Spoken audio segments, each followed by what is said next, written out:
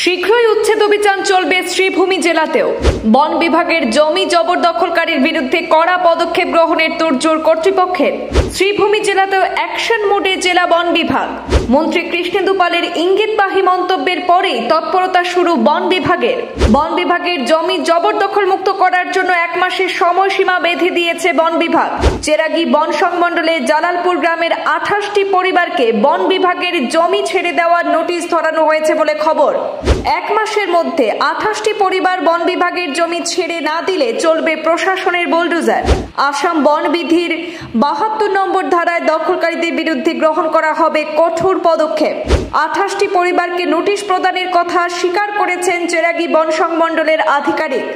পর্যায়ক্রমে আরও নোটিশ প্রদান করা হবে বলে পূর্বাঞ্চল প্রতিদিনকে এই তথ্য নিশ্চিত করেছেন চেরাগী বন সংমণ্ডলের আধিকারিক। অত্যন্ত গুরুত্বপূর্ণ সংবাদ আরও একবার জানাচ্ছি দর্শকদের, শীঘ্রই উচ্ছেদ অভিযান চলবে এই শ্রীভূমি জেলাতেও। বন বিভাগের জমি জবরদখলকারীর বিরুদ্ধে কড়া পদক্ষেপ গ্রহণের তোড়জোড় কর্তৃপক্ষের। শ্রীভূমি জেলাতেও অ্যাকশন মোডে জেলা বন বিভাগ। মন্ত্রী কৃষ্ণেন্দু পালের ইঙ্গিতবাহী মন্তব্যের পরেই তৎপরতা শুরু বন বিভাগের। বন বিভাগের জমি জবরদখল মুক্ত করার জন্য 1 মাসের সময়সীমা বেঁধে দিয়েছে বন বিভাগ।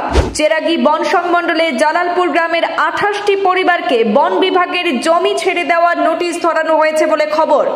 1 মাসের মধ্যে 28টি পরিবার বন বিভাগের জমি ছেড়ে না দিলে চলবে প্রশাসনের বুলডোজার।